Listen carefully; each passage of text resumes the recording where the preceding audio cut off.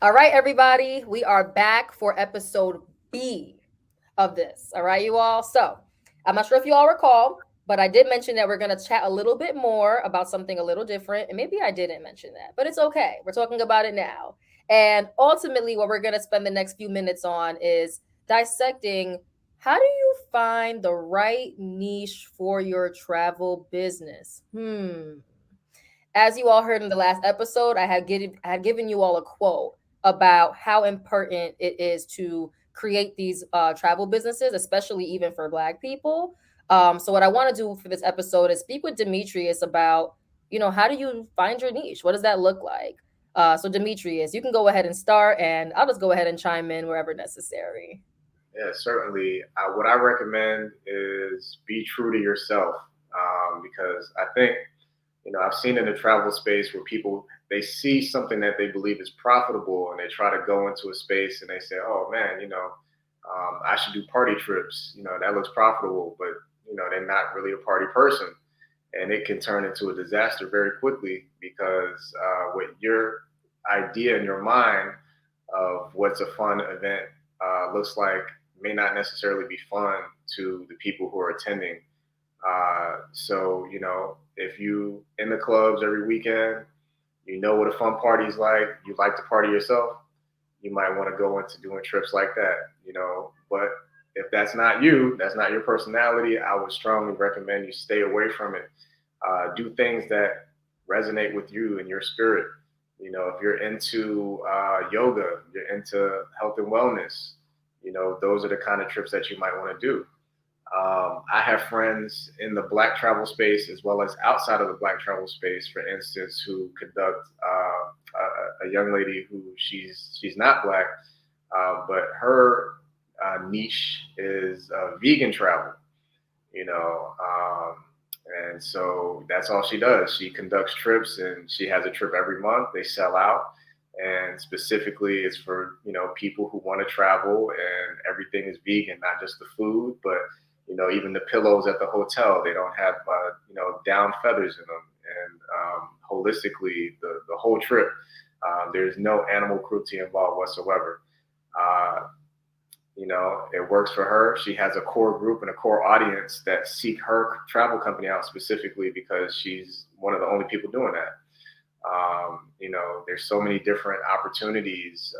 If you just say, what is it that I truly value, and what is it that I would like to do, or bring people into doing more and educating them about, and connecting with them and creating a community out of. So that's what I would recommend starting with. When you try to do things that are outside of your full realm of knowledge and ability, it seldom goes right.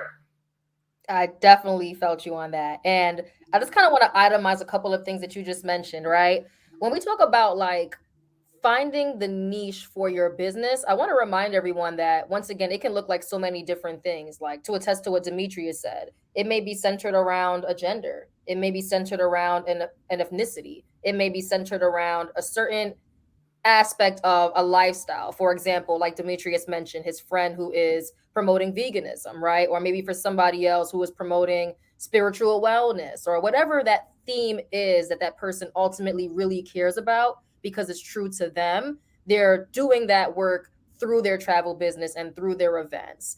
So I think it actually might be a good idea that if you are struggling with finding your niche, and Demetrius, maybe you can help me out here, maybe an activity that you can do with yourself is like create a table or a chart and like ultimately like write out categories of niches like how I just mentioned gender, ethnicity, area of lifestyle, whatever the case may be, and then start writing out for each of those categories like which ones really resonate with you.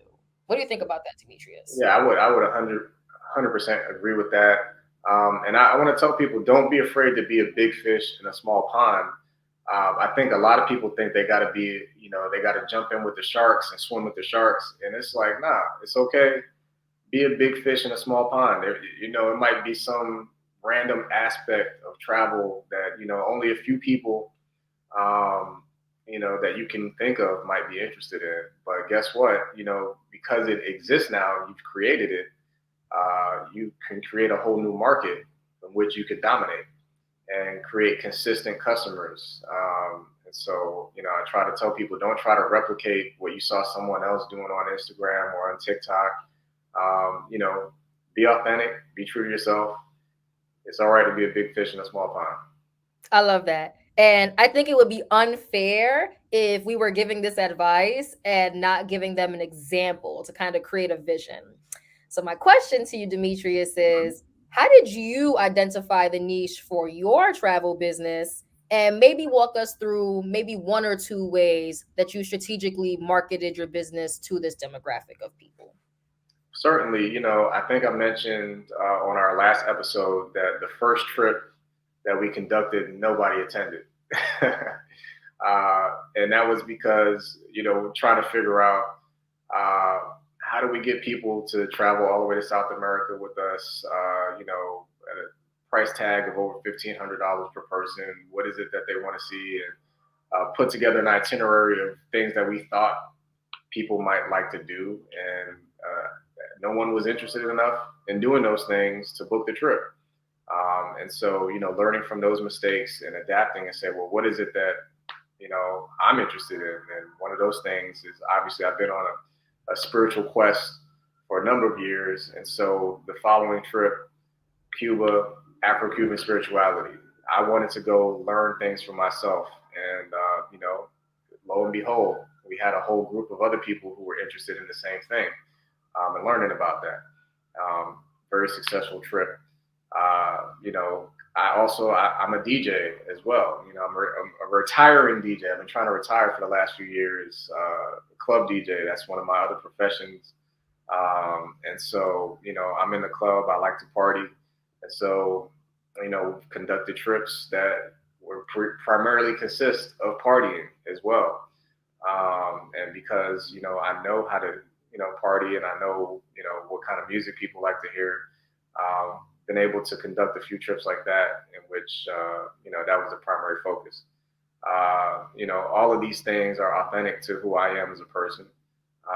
And I have a business partner. He's, a little bit different than I am.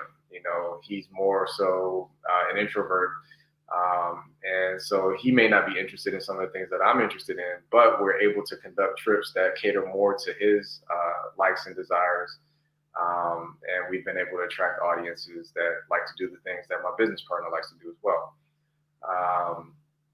So, everything is trial and error when you're first starting out a business, and you start to learn things, and you learn what you're willing to withstand in terms of logistics and, customer questions and customer service. And you don't want to be annoyed with customers and, trying to answer questions that you don't know the answer to. Right. So I strongly recommend doing things that align with your passion and your vision and your goals and your morals in life. That was very helpful. And for everybody listening, I mean, I know I'm very big on like getting an example when someone's giving advice on something. And I felt like what Demetrius just said was very clear. I thought it painted a very clear picture to me.